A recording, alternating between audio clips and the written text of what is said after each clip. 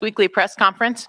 We'll start with an opening statement from Coach, and then we'll go to Rich Scarcella. And just a reminder to turn your cell phones to vibrate, off, or mute. Coach? Like always, appreciate everybody coming out and covering Penn State football. Hope everybody has a great holiday season, which is coming up. Able to spend some time with your friends and family. Kind of reviewing the Rutgers game, the turnover battle, we were able to win that. The penalty battle, we had the same number of penalties, but had more yards, so we didn't win that one. Drive start battle, we did not win, but the sack battle we did. The explosive play battle we did. So some positives there. Obviously, some areas we got to get cleaned up. Players of the game. On offense, winner Katron Allen was also the Big Ten co-freshman of the week. Defensively, Curtis Jacobs and Abdul Carter. And then on special teams, Nicholas Singleton. So awesome for those guys, making an impact in the program and in the game. Some positives, I thought we played really good complementary football, offense, defense, and special teams, which was good to see. One of the things that I'm most proud of is we're getting better each week. Best teams in college football get better individually and collectively throughout the season. We're doing that. Some pretty cool stats. 16 different players with sacks this season. I've never seen that stat before in my career. 26 different players with a tackle for a loss this season, which is also a stat that I've never really seen. The kickoff return for a touchdown was just an awesome thing to see. We've worked really hard and invested a ton of time in that. So for the players and for Coach Stacy and Coach Raisbeck to have some success there, that was great to see. 3 non-offensive touchdowns, first time since 1998. And then we were able to get 65 players in the game. Every defensive player that was on the bus to Rutgers played in the game. So that was really cool. Areas for growth, starting fast, that's coaches and players. Third down on offense, that's an area that would have a huge impact on our team as a whole. We got to get better there. And then ball security. You can't coach it enough. You can't talk about it enough. And, really that was an example of not the traditional things you talk about with ball security with the ball not being secured tight. That was not the case. The ball was secured tight, but part of ball security is also pad level, and you can't allow a defender to put his helmet right on the ball. You got to get your pads down. So we'll continue to work on that this week with Michigan State and Coach Tucker, who I've known for a long time and got a lot of respect for. Obviously, going to be a challenge coming into our place, playing for, maybe the most beautiful trophy game in all of college football. If you guys haven't seen it, or anybody that's listening to this hasn't seen it, look it up. The Land Grant Trophy is just a sight to be seen. It is just beauty. Beautiful. Offensive coordinator Jay Johnson, his third season as the offensive coordinator at Michigan State. Guys, that we're pretty, impressed with is Jalen Berger, the running back we recruited out of New Jersey. Keon Coleman, wide receiver. Jalen Reed, wide receiver. Tight end Daniel Barker. Their center, Nick Samak. And then their quarterback, Peyton Thorne, who seems like he's been playing there forever as well. Also, interesting fact, I don't know if you guys know this, Jaden Reed, Peyton Thorne, and Bryce Effner are all high school teammates. Defensively, Scotty Hazelton, third year there. One of the things that was interesting kind of came up in our breakdown. This is the first defensive coordinator that we play this year that was at in that same role the previous year, which is somewhat of a disturbing stat in our profession. But we have some familiarity with him. Guys in that defense that we have, a ton of respect for. Linebacker number 27, Cal Halliday, who's a local kid. Defensive tackle number 64, Jacob Slade. Free safety number 3, Xavier Henderson. And then defensive end / linebacker, number 4, Jacoby Windman. transfer from UNLV. Then on special teams, Coach Els, again, another guy, been there for 3 years. They're 3 coordinators. Their punter seems like week after week. This league, if you look at all the statistics, this league plays great defense. It's amazing. You may be 6th in the conference and like 12th in the country in defense, and then it's the same thing with punters. We seem to have great defenses in our league, and then also great punters. Last week I thought the punter was excellent, and this guy is leading the nation in punt average. Number 99, Bryce Barringer, a local kid out of Michigan, local to them. And then their punt returner, Jaden Reed, obviously has been a playmaker. He's got 2 career punt returns for touchdowns at Michigan State. So it's going to be a tremendous challenge. We're excited about the opportunity. And obviously today's practice and this week's preparation will be really important. So open up the questions. Rich Scarcella, Ready Eagle, and then we'll go to Mark Logan. Rich? Hi, James. How are you today? Hey, Rich, I think I know what's coming. You want to answer before I ask? No, I'll let you ask first because I could be wrong. Okay. Can you update the status of Parker Washington, Olu Fashanu, and Joey Porter Jr.? Yeah, so that's part of what I thought you were going to ask, not all of it. But yeah, Parker Washington, like I typically do, Parker will be done for the season. I did have that conversation with him and his mom. So I wanted to make sure I covered that, with them first to make sure everybody was comfortable with it. Olu Fashanu, we expect back. When that is, we'll see. Hopefully this weekend, we'll see how that plays out. And same thing with Joey Porter. Mark Rogan, Rich, all Penn State, and then Frank Bonani. James, just following up on Parker Washington, do you expect him back then for next season? Is that something you've had a discussion with him about that now? Yeah, as you know, Mark, I'd really like to talk about, this year. We're having conversations, ongoing conversations with the players.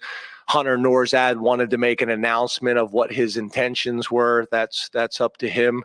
But we have conversations that are going on, and I'm happy to talk about this week. And then obviously we always get together, or typically get together after the season is over. And we'll have an opportunity to be able to address those things in more detail. And to be honest with you, I'm not even avoiding the question, Mark. Not all of those conversations and decisions have been made yet. Frank Bonani, York Daily Record, then Mike Gross. Hey, James, happy Thanksgiving week. You as well, Frank. Sean Clifford. Turkey or ham? I knew that was coming. Turkey, always. I agree. Sorry. So sweet potatoes or yams? Sweet potatoes and sweet potato pie is by far the best. That was going to be my next question. Pumpkin pie or sweet potato pie? It's not even close. My grandmother, my wife, makes great sweet potato pie. We'll have to have you try it. I was going to say, are they local? Yeah, well, yeah, York, PA. I would be very appreciative and thankful if I could try your family's sweet potato pie. We'll surprise you. Appreciate it. Okay, Frank, back to business. All right. Sean Clifford, you worked with a lot of quarterbacks over your time. Maybe one unique thing about Sean that will stick with you, and what do you appreciate the most about him? Yeah, probably his perseverance, through good, through bad, through prayer.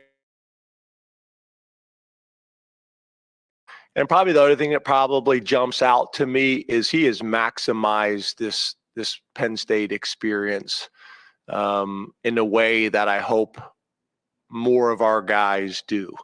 We do a guest coach program where we bring professors and donors to games so they can kind of get an opportunity to peek behind the curtain. And I always tell our guys to introduce themselves, and Sean's over at the table last week exchanging phone numbers. with those people, so he's preparing for life after football whenever that happens. Next week, he'll get another degree from Penn State. He's done a great job from that perspective and has just handled it all, I think, with class. And I think he has learned and grown and evolved kind of during his time here. But I think probably the biggest word for me is with him is perseverance. That's probably the word I would describe, probably describes him best, throughout his Penn State experience. And I mean that from a positive perspective. Some people may interpret that differently, but I think that's one of the most important traits that we can all have. Mike Gross, Lancaster Newspapers, and then Donnie Collins. Good afternoon, James. How are you? Good, Mike. How are you, man? I'm good. We all know that Frank is the foremost foodie among us, but it sounds like you know that too. I didn't know that. Yeah. I didn't know that. It just when he hit me with the happy holidays and those types of things, I was curious to ask. What about you? I'm only going to go one. I'm not going to go any further than this. But mashed potatoes or macaroni and cheese? Oh my God, mashed potatoes. Okay, all right. Yeah, but specifically for Thanksgiving, maybe not all year round. But okay. Okay. Alan Zamitis tweeted the other day that he's never seen anything like the energy in your building right now. Is this group a little unusual in that respect? And is that in any way an explanation for how the way you guys have been able to bring it every single week when we saw so many teams in college football last week maybe come up a little short in that area? Yeah, I didn't know that and I didn't see that. I'd like to talk to AZ about that, because I'm curious, is he basing that off just his time now back as a professional? Is he also including his time as a student athlete? So I'll be interested in asking him that. But I do think we got good energy. I do think we got good mojo about us right now. It's late in the season. It's a long season, and there's times where late in the season, can be challenging and a grind on everybody. And it just doesn't feel like that, even with bumps and bruises like we got, and we have a bunch of them. The energy is really good. Guys are having fun in the locker room. Guys are having fun out at practice every single day in the meetings room. And I'm not saying that, don't get me wrong. I'm not saying it's all, puppies and rainbows and that kind of stuff. There's tough coaching going on. There's accountability going on. But I think overall we're in a good place. I think our leadership has been as good as it's been in a while. We meet on Sundays every Sunday, which has been really good. We meet with the captains every Sunday, even if it's just for 5 minutes. I want to hear what their thoughts are going into the week. I want them to hear mine, kind of what the message is going to be all week long. And Terry Smith comes to those meetings all the time as the assistant head coach. And Terry, he made the comment. I go around the room and see if anybody else got anything. And Terry made the comment. He goes, as a former captain at Penn State and now being here 9 years, I just want to give you guys the credit that you deserve. You've done a phenomenal job of leading this team vocally through their actions, both on and off the field. They've been really good. So I think they've kind of led the charge. I think it's easy sometimes when the leader of an organization or your position coach or whatever holds a guy accountable or makes a decision, and maybe some people in the locker room don't agree with it. But when you have alignment with the captains and they're reinforcing the message and also, calling those things out, which happen, I just think we're in a good place. Positivity spreads and so can negativity, and you better be aware and working, working towards, the positivity as much as you can, and having an awareness of any negativity that may be going on. And as we've talked about before, the 125 guys on the team and, a decent sized staff, you're going to have some of that. Donnie Collins, Grand Times Tribune, then Corey Geiger. Happy Thanksgiving, James. You too, Donnie. Okay, Donnie, here we go. String beans or collard greens? I like both, but I'd probably go collard greens. Wow, I did not expect that. Nice. With bacon. Say that again? With bacon. Wow. Bacon in there. It's the only thing I eat bacon with. Yeah, I prefer it with fat back, but similar. Yep.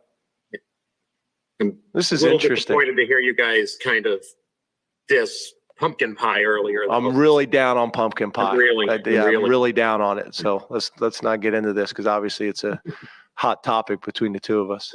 Yeah, it is.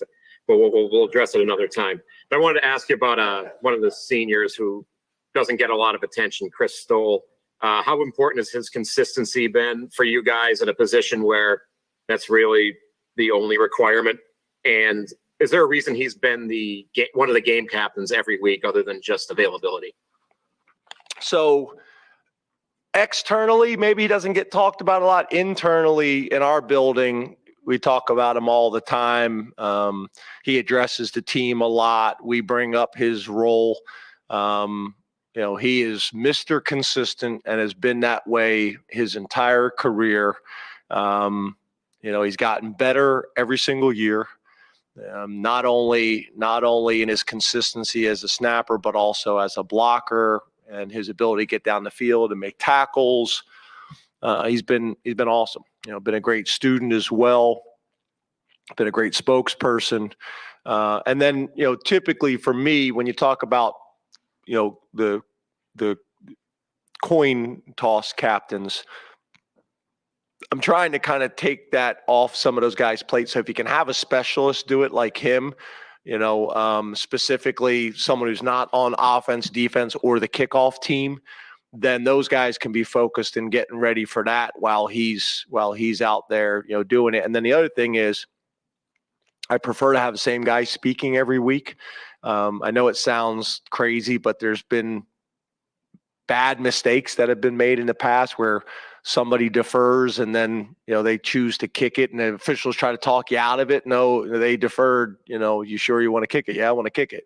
So just kind of how, we go through that each week, what our philosophy is, what we're choosing, why. Just having the same guy do it every single week, I think there's a ton of value in it. And that really wasn't necessarily the plan. It just kind of has evolved like that. And it just makes sense to me to take that off of some other people's plates where they're trying to get ready. They're warming up for offense or warming up for defense or getting some kicks in or whatever it may be. So he's done a great job. And, I'm really glad and proud that he chose Penn State a long time ago, came in here and earned a scholarship and did everything the right way. So I think he's got a really bright future. I think he's going to have a chance to continue playing. But I also know he's done all the right things to prepare himself for when football comes to an end. He'll be ready for that too. Corey Geiger, DK Pittsburgh Sports, then Johnny McGonigal. Hi, James. I would like to ask you about Sean Clifford and if there's a chance he could remain at Penn State, maybe as an assistant coach at some point. Would you see that maybe in his future? Cranberry sauce or stuffing? Stuffing. I eat stovetop stuffing, not that bird stuffing. My wife gets mad at me. Yeah, that's kind of sad. Yeah, I can't eat the bird stuff. Okay. So the question was about Sean staying on as a. At some point, could he be a coach for you? What would his value be as an assistant coach at some point? Yeah, I just don't think he has interest in that. I think Sean loves football, but I think Sean is an entrepreneur and Sean is a businessman and has already started those things in the next chapter of his life. And he's prepared for when football comes to an end to kind of do those things full time. He's not one of the guys. There's guys that I know have an interest in coaching. One of the things that's somewhat sad is there's a little bit less of that now. I think a lot of the players see the hours that the coaches work. So some guys, want to stay involved with football. I think that's why you hear a lot more of them want to be, commentators and things like that, because they want to stay involved in the game, but not the hours of coaching. But there's a handful of guys that I do know want to coach one day, and that's never been a conversation with Sean. I could see him maybe doing some quarterback training on the side as maybe one of his, kind of one of his businesses.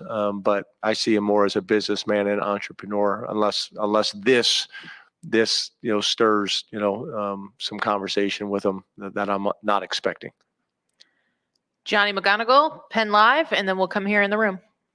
Hey, James, how are you? Dark, first of all, turkey or ham? See, I'm a ham guy. Wow. Yeah, turkey's sometimes just too dry. If you cook it improperly. Yeah, I'll have to talk to my family about that. Now, here's the next question. The ham with the pineapples on it, like with the glaze, or without the pineapples? With the pineapples. Do you include the pineapples in each bite, like a small portion of the pineapple per bite?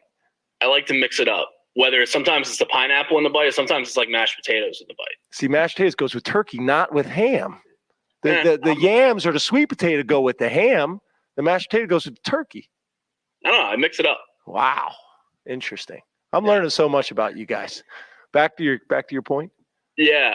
So guys like Harrison, Wallace, and Liam, and Omari, these younger receivers who will have to step up over the next couple weeks in Parker's absence, and guys who have played a lot of football for you already this season anyway. But how have you seen them develop, and are you excited for them to be able to have more of a share in the offense? Yeah, I am excited for them. That's kind of the nature of our game and the nature of our sport. And, when opportunity presents itself, you got to be ready. And to me, it's always kind of an interesting situation, because a lot of guys are ready when their number gets called, and some guys aren't. And it's always interesting to see how that plays out. But I've been impressed with those guys and how they've kind of handled the opportunities they've had this season, and some of their roles have grown even without some of the bumps and bruises. But obviously last week and this week and moving forward, that's going to be really important for us. So, between our tight ends stepping up and our running backs stepping up, in the passing game specifically, I'm talking about, we're also going to need, Keandre and Mitch to take on more responsibility, but we're also going to need, those other guys that you just mentioned, to take a bigger role as well. Mark? Roasted turkey, James over here, or just conventional or smoked turkey? Which one? Or deep fried? I've done them all. Which one do you prefer? I'm not a big smoked guy, to be honest with you. So probably traditional oven or fried, because fried seems to have, be juicier, more, seems to lock the moisture in a little bit. I'm with you. It's kind of dangerous though, but it's I don't do it. I'll have somebody come over and do it in the driveway or whatever. We got some friends that do it. Jay Wan's big out on it as well. So, but yeah, that's what you prefer? Well, if I can live with the danger of it, that with the house possibly burning down, that's fair. James, in all seriousness, your senior class, which kind of goes over 2 or 3 different classes, how emotional are you going to be, whether it's the night before, whether it's game day, knowing everything that these guys have gone through over the last few years with the pandemic, a couple of tough years, now kind of bouncing back? It's been really a roller coaster. Yeah, and it's funny, Tig did his share the other night, and he just talked about, I think his first season was the pandemic, and just talked about, how bad it was. And then I remember the next year we were able to kind of get back to our normal routine. And I remember Tig specifically saying, so this is how it is, they've kind of been through a bunch, right? And obviously everybody in the country went through this, to a degree. As we all know, different athletic departments in different states handled things differently, but they've seen it all. They really have. And specifically the guys you're talking about have been here 6 years. So yeah, there's, that's a lot of time to spend together. It's, somewhat unusual. I've been doing this a long time, but, I still struggle with that, the guys moving on, and, been fortunate. And when you're able to stay at the same school for a long time, that helps, because the guys come back. I still have people that come and visit, that I coached at Vanderbilt or Maryland or other places, but it's obviously so much more common and easier when you're still at the same school. So that helps. A few weeks ago, AK and Congo Tangelo, whatever you want to call them, those guys were back. So that really helps, whether it's the spring game or the whiteout or, guys, depending on their bye week or their work schedule, able to come back. So that helps. But senior day is an emotional time for them. It's an emotional time, I know, for the coaching staff. I know it is for me. I'm an emotional guy. And it's not just them, it's their parents. I talk to Karen Scruggs probably like once a week. Like, there's relationships with the parents. I came home last week, and Trace's mom was in town, and Trace's mom is famous for her salsa. So there was 2 things of salsa in the fridge, and I'd never really been able to eat before. It's always gone before I get home. That she had come into town and brought the family her famous salsa. So it's all of it. It's the community, it's the family, it's the relationships. We'll have a ton of families at practice this week because a lot of the families, when we're home, the home games are so much better during Thanksgiving because they can come up for Thanksgiving and then stay for the game. So it makes sense. I got a ton of people coming to my house, not only the players, but their families as well. I was pulling out of the parking lot last night and the drivers, were behind us, Donald and the whole family. They were parked right behind me. I didn't know who it was at first. So that's a cool thing of this Thanksgiving week combined with senior day. It's tough when it's on the road. When your last game is on the road and it's the game before and Thanksgiving is not at home. It makes that a lot more challenging. But yeah, it'll be emotional, but I'll pay respect to those guys. We got a bunch of guys today taking graduation photos with me in the facility. So a lot of different things going on, but, obviously a ton of respect.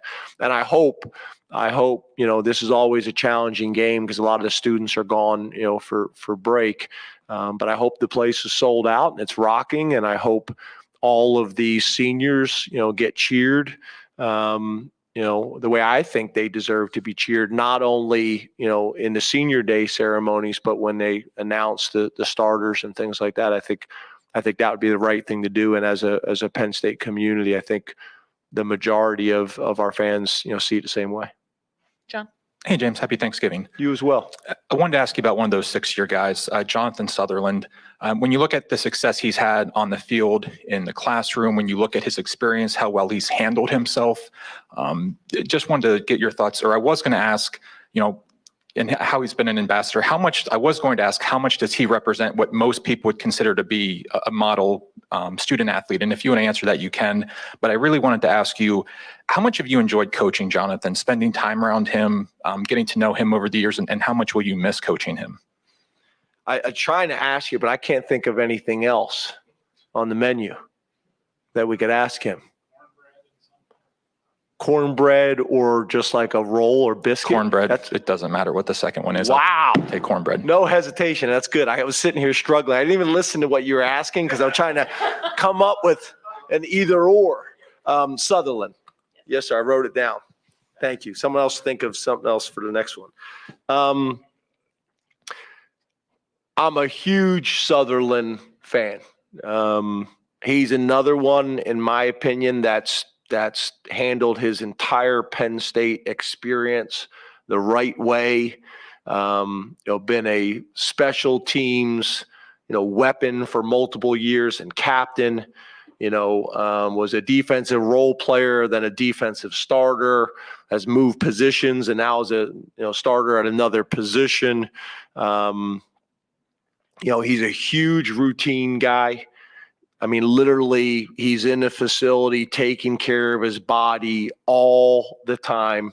That's when he was still taking a full load, undergrad. That's, in grad school. He's a huge routine guy, which to me, that's going to be part of his legacy. He's done a really good job of teaching a bunch of the young players how to take care of your body, how to prepare, how to maximize your experience here.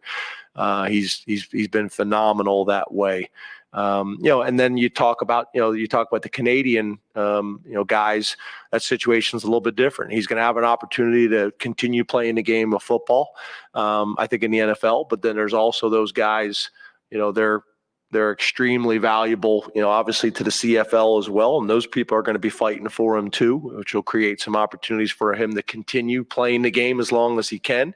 And then he's another guy that I have no doubt in my mind, that when football does come to an end, he's going to be prepared. I think that's a big part of our job as coaches and staff is to make sure that these guys are prepared for when football comes to an end.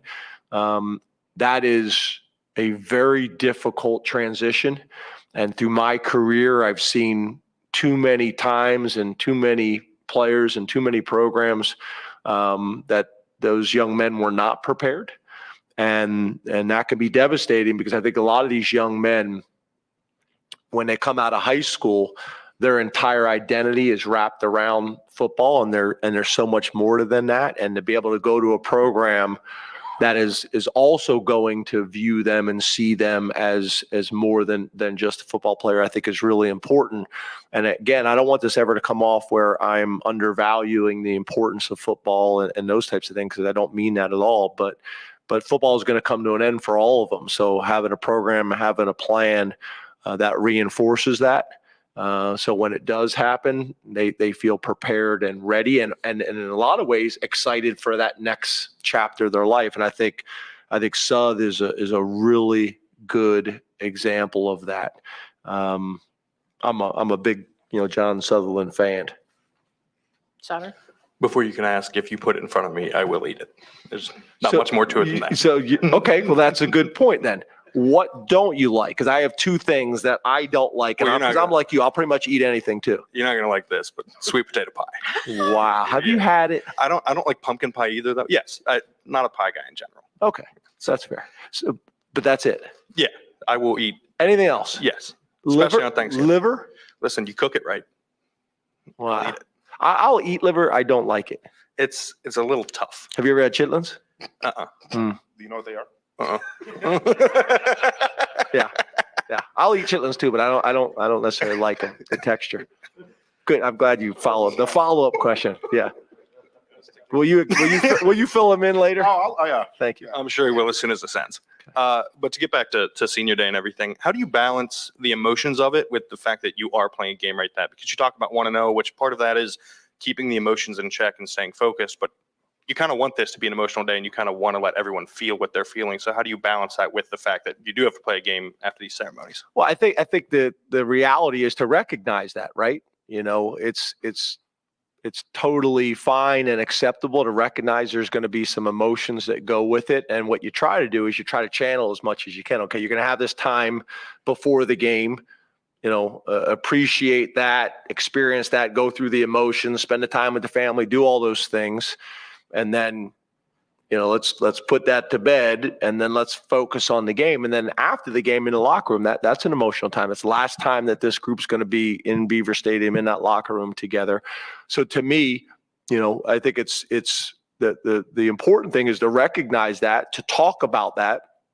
So then the guys can come up with a plan for it rather than Saturday morning they're hit with all these emotions at once. Kind of talk about it and kind of come up with a plan of handling it the right way, so you're not on this emotional high or on this emotional low, that we handle it the right way and in a lot of ways learn how to funnel that in a positive way for energy during the game. Ben. Questions for me? Fresh or canned cranberry sauce? No, not feeling it. Yeah, so the answer is obvious, but the fresh cranberry sauce that someone makes, or like the jelly one where you cut it and it just slides out and it's like in this, and it's the shape of the can. Yeah, I know which one Corey's going to eat, but but yeah, fresh. My mom makes good fresh cranberry sauce. Shout out to my mom. Is that right? And she's a lot more local, so you can come right over. Can I? Yeah. He's offered the sweet potato pie. Yeah. Yeah. Doors open. Mom, right over the hill. Mom's name, shout out. Yeah, Joanna. That's my mom. Shout Awesome. out to my mom. Awesome. It's such a hard transition. And maybe that's on purpose, but yeah, trying to get you guys. Look over here. Trying to get you off topic. I think quarterbacking and coaching share an appreciation emotion that people love you as much as you win to a certain respect. And you look at Christian sort of gets a pass historically because he showed up when things were weird and he did a lot of things that Penn State needed. Trace won too much for anybody to not like him. And Sean's been through everything. And maybe at the end of the day, you don't get everything done that you wanted to do over that span, but there is a sort of kinship in the half these people love me, half these people hate me, that maybe you can only share with him in a way that your other quarterbacks haven't had to experience. Even if you don't do everything you wanted to do with him, where does that fall on the appreciation and shared experience scale of a thing that maybe not a lot of other people have experienced? Yeah, shared experience and sometimes shared suffrage. I think that's fair. I think there's things that as coaches you can relate with your quarterback, and the role and the responsibility and the leadership that comes with that position, and vice versa. There's some times where Sean will come into my office, the Trace would come into my office, and ask, hey, I want your perspective on this. You've been there from the beginning with me all the way back through the recruiting process. And that's probably one of the things, especially now, that I respect so much about Sean is I think he's self-aware. I think he's very self-aware, which I think is a really critical quality for all of us to have. It's the only way you grow. It's the only way you get better is if you're self-aware. It makes it really hard to coach guys that aren't self-aware. So I think he's got a really good feeling for that. I think he's got a really good appreciation for that. There is a weight that comes with that position. There's a weight that comes with being the head coach. So it's probably the closest kind of correlation, between the players and the staff, and specifically the head coach. So I think it's a very good point. I think it's also why, when you talk about our relationship, why it's so strong. When you talk about, you brought up Trace, why it's so strong, because you went through shared experiences together, and as we've talked about before, you get a ton of the grief and the frustration, and you feel that, and you sense that, and you see that, and you hear that, and you feel it. And I know as the head coach, probably too much credit when things go well. It's all of that. But I do think your point is a great one. And I don't care whether that's high school, college, or the NFL. There's a strong correlation. There's a strong relationship through those experiences, through those two positions. I think that's very accurate and very fair. Neil? Okay, I'll play. What do you got? What do you got? Well, you started with McMonigal, and I think he headed you off at the pass when he said ham. So I'll say dark. Oh, okay. Thank you. I forgot because I was going that route. Right. You're exactly right. I picked up on that. So turkey, the white meat or the dark meat? Yeah. Right. Dark. Yeah. Why?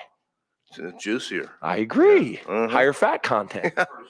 Right. Yeah. 9 years. I want to hug you right now. I feel like we've connected. We've finally connected. I just hope you're always winning 55-10 before Thanksgiving. Yeah. Right. Yeah, exactly. But hey, James, you seem really at peace right now, and this is the first year one of the first year that your name hasn't come up with other jobs. And is it? Are you at more peace? Is it the contract that you signed last year? You've talked about the alignment of your administration now. Is it fair to say that you are at a place that more at peace? Yeah, I would say though the one thing you said about my name, that's outside of my control, and you guys could be coming in here and asking me some crazy question, right now, but the other stuff, yeah, and I think probably the biggest factor for that, is the alignment. That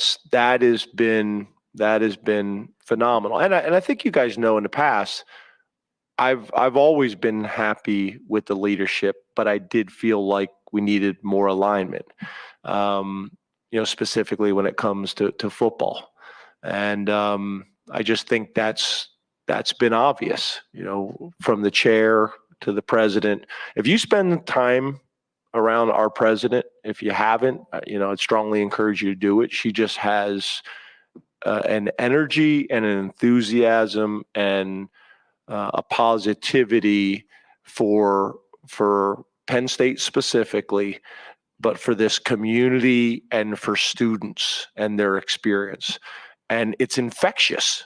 It really is. And Pat is aggressive, when it comes to athletics, and I think is fighting, for not just football, for all the sports. He is fighting. So that has been really good. That has been a real positive.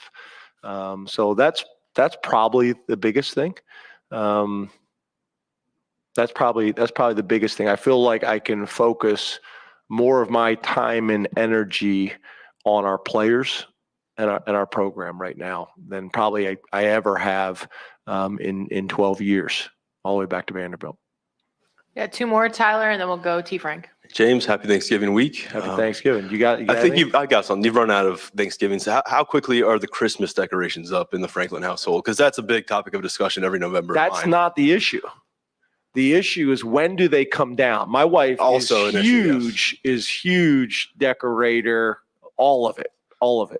But then that's the issue, is like, when does it come down? Does it just butt right? Do they stay up until the next one? That's always the interesting one. But I can't say anything or critique because I'm not putting them up or taking them down. I know the rules. Yeah. Same deal here. So I don't get a vote. So just smile and say, thanks, honey. I wanted to take the conversation football-wise to Manny Diaz. He's one of the finalists for the top assistant college football coach. And considering where he's coming from, a lot of guys have options after what he went through. He decided to invest himself as defensive coordinator. What's your case to make as him being the top assistant coach in college football? And what would it mean to you, the program, and to Manny perhaps, to extend this relationship into another year? Yeah, I just, like I told you guys, it was kind of unique in how it happened.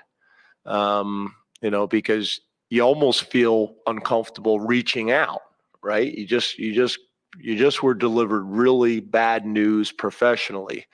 And you're calling the guy, like, it was either the day of or the next day. You're trying to be as respectful as you possibly can, but also, say, hey, this may make sense for both of us. And it went fast, it went fast from saying, yeah, he's interested, and then kind of working through all the details, to come in here and buying Brett Pry's house, and moving in there, to starting to put his stamp on the defense. As you see, as the season's gone on, we've gotten better and better and more confident. His perspective in the staff meetings has been really good. Him reinforcing some things. I think sometimes as assistant coaches, everybody has all the answers for how you should handle things. But Manny, being a head coach before, Terry Smith being a head coach before, Coach Wiz, being a head coach before, you kind of go through the staff. Those experiences are valuable. And I think sometimes, being a head coach and then going back to being an assistant, you can be an even better assistant because you view the profession, the game, and the world differently. But he's been great. I think he's really enjoying it. I think he's done a really good job of not just teaching the X's and the O's, but also building a culture on the defensive side of the ball, which is also something I thought Brent did a good job of, being the head coach of the defense, which is really what I want. I want the position coaches to do that as well by position. All those things obviously must align, with the program's core values and the mission. But he's been great, and I think he's having fun doing it. Sometimes as a head coach, all the reasons why you got into the profession in the first place, the way this profession has changed and evolved, in some ways it pulls you further away from the things that most of us got into the profession in the first place about. And depending on how you construct or build your program, it could pull you even further from that. You know, it's funny. Abdul Carter the other day asked me at practice, he goes, do you call any of the plays on offense, defense, and special teams? And I told him, I said, you know, at Vanderbilt, it was very different as a first-time head coach, and over the years, how it's kind of evolved. So, you know, I'm proud of him. I'm happy he's here. When I go into the defensive staff room, they got really good morale. They have fun in there. They work hard. Everybody in that room has a voice. I think he's done a really good job, not just with our players, but with the staff as well. So it's been good. And then I'm looking forward to the off season where we kind of have a little bit more time to talk. Okay, now after you've been here a year, what's your thoughts? And then also maybe to dig into, you know, kind of what his experience was like, because we really haven't had the time to do that. And when you first hire a guy, that's probably not the conversation that he wants to have at the time. So it's been really good. We got a really good staff. I'm thankful for our staff and for our players. And, you know, back to that, I think that kind of goes back to AZ's point. You know, we got a good sense. And I also think it helps. He took over a defense that was in a really healthy spot. You know, Brent had left the place in a really good place and had done a great job. And because I think the players had so much respect for Brent, the hire was important, not just from a scheme standpoint, but from a cultural perspective. And he was able to come in and jump in with 2 feet, and he's got presence. So he's able to get in front of the guys and you know, kind of get them on board very quickly, which also helped. So I hope that answered your question. T. Frank? I got one for you. T? So my mother-in-law is English, and they have a super pared back Thanksgiving. Like no casseroles. Now, did you have carrots? And my mom's English. I think it's where carrots and turnips. Carrots. I had to switch it over to carrots because I could not eat turnips. Yeah, we would do. My mom. I haven't done it since my mom passed, but it was always carrots and turnips, which is one of those things. If you grew up eating it, you eat it. But if you didn't grow up eating it, you weren't eating it. Yeah. So we lost the green bean casserole and all that stuff, which my sister's coming over this week for Thanksgiving, so we're going to see how that goes. Interesting. From the offensive perspective, I want to flip over to something you said at the beginning in your opening statement about starting faster.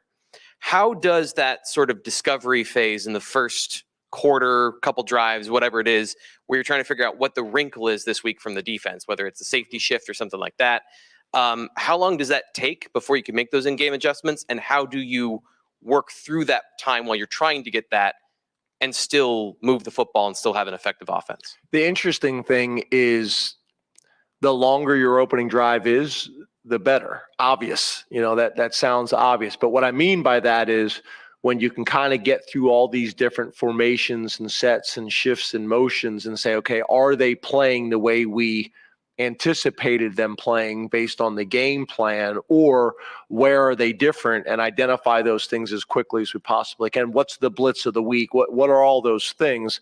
That's where that opening drive, not only do you want to be able to do those things, but you also want, you want plays that are multi-purpose. You don't really want to be running plays that are specific game plan plays to attack a certain coverage that you're expecting out of a certain formation or field zone. You want to be able to go kind of bread and butter, base plays that are multi-purpose, that have answers versus a variety of things. Because to your point, you don't typically know. And then the problem is if you go 3 and out, not only have you gone 3 and out, which is a negative, you haven't really had the time or opportunity to see, are they playing all the formations and field zones the way we expect them to? So it's kind of a double negative. Not only do you go 3 and out, which isn't a positive, but you don't really get to figure out who they are fast enough. Where now if you struggle in your first 2 opening drives, you had to go through 2 struggling opening drives to figure out who they are and how are they playing in this game and what's their approach and mentality. So the opening drive is important. Obviously, when you look at all the data and analytics about, opening with a score, why that's important. But it's also important to be able to determine as quickly as you possibly can, is your opponent this week who you expect them to be based on game planning? And did they have a bye week the week before where they had more time to come up with some unique wrinkles and things like that? So I hope that answers your question. Thank you, Coach. Thanks, guys. Everybody. Have a good one. You as well. And